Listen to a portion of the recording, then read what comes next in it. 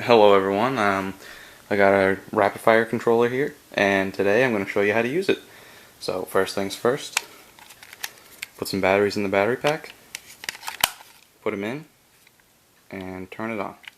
You notice the fourth player LED lights up, and that's a good thing because that means rapid fire is on, and that's what it should do.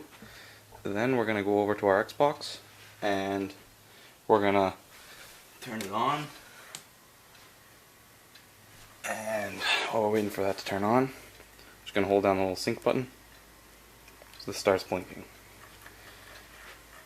And now I go over to the Xbox, hold down the sync button for a couple seconds, and you should notice the controller syncs to player 1.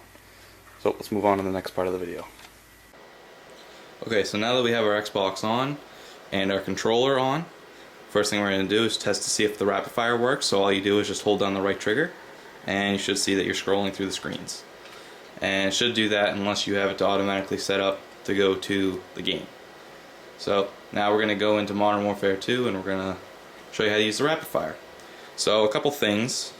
Number one is the rapid fire indicator is the fourth player LED. As you can see, it's lit up right now, so that means rapid fire is on. And then if rapid fire is on, you use the trigger to shoot.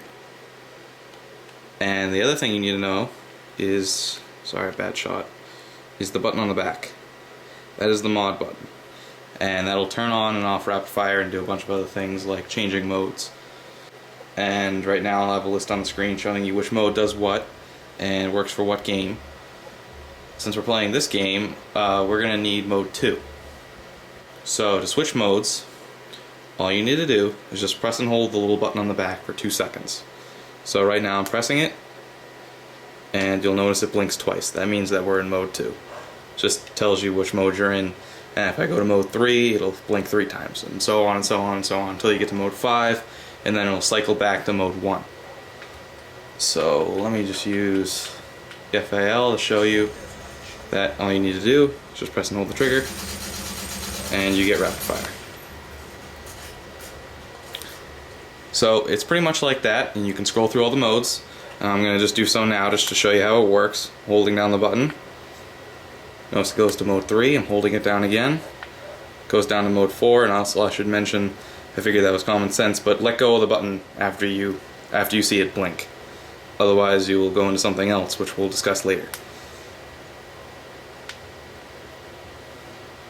And then I should go back to mode 1, which I did, and it blinks once. So if I want to turn rapid fire off, all I do is just press the button on the back, and my controller functions as normal. As you can see, I'm holding down the trigger, nothing happens. Then when I go back on, I have rapid fire again. And I'm in mode 1 right now, so that's why the FAL stuttered. Next thing I want to show you is edit mode. So I'm going to try and edit mode 2. So let me just go into mode 2 real quick. And to go into edit mode, it's basically like you're going into the next mode, so you hold down the button for 2 seconds, but then you keep holding on to it. So basically you hold it for about 4 seconds, and you'll notice that it blinks 3 times. Since I'm in mode 2, it wants to switch into mode 3, but then it'll blink twice to tell me I'm editing mode 2. Just watch. I'm holding down the button, blinks 3 times, still holding, and then it blinks twice, and I can let go now. Now I'm in edit mode. This is a really cool function of the controller, and what it does is allows you to change the speed. And its basic functions here is left bumper means speed goes down, and right bumper speeds it up. So if I press the right bumper a couple times, I'm gonna get rid of my grenades, don't want to die by those. If I press it a couple times, you'll notice that the LED blinks, and I want to try out this speed and go 4 up, and then all you need to do is just press the right trigger to test it out. So I think this is a pretty good speed. Seems to work pretty good. Maybe if I try going 1 more down to alleviate some of that stutter. No, it seemed better the other way. That's a cool thing about this mode. What you can do is you can just test it out, try and figure out which speed works good, and you can really customize your controller, which is a big thing. And a lot of controllers don't offer that, so it's a really good part of this controller.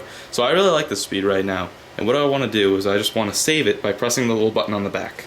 It's pretty simple. All you do is press it and it'll save, go back to mode 2, and now you have this speed forever.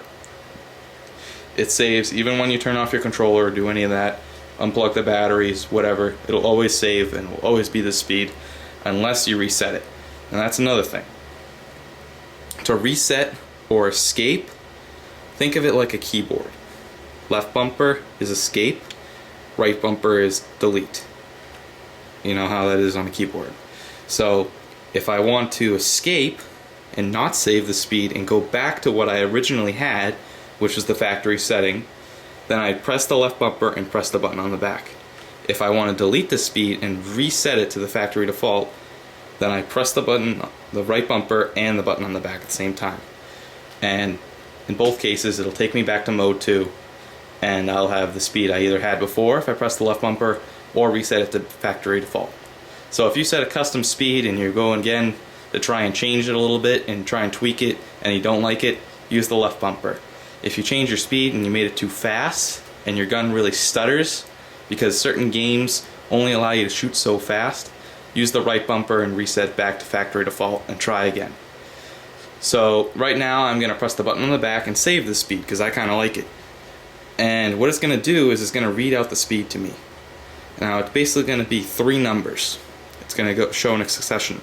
So the first one can be either 0, 1, or 2, because I believe, yeah, it's 255 is the highest speed. So it's probably gonna, well, I don't know what it's gonna be, but it'll blink either 1, 2, or 3 times, then it'll pause, blink all the way up to 9, and then it'll pause and then blink all the way up to 9 again. And that'll read out the speed for me. So let me press the button on the back and show you. This might be complicated at first, but you'll get it. Real simple. Notice it blinked twice, 4 times, and then it held a long blink, which means 0.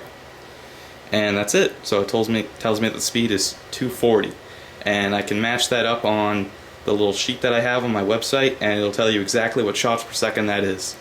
And you can tell all your friends that this speed works good for this game, or this works good. And basically you get your rapid fire. So that's pretty much it. And if you have any questions about the controller, feel free to contact me. I will be more than happy to answer. And if you have any problems with the controller, say you turn it on and the LED doesn't come on when you turn it on, or you don't get rapid fire, contact me. I will be more than happy to help you out and fix that problem for you. But other than that, that's pretty much how to use your controller, and I hope you enjoy it.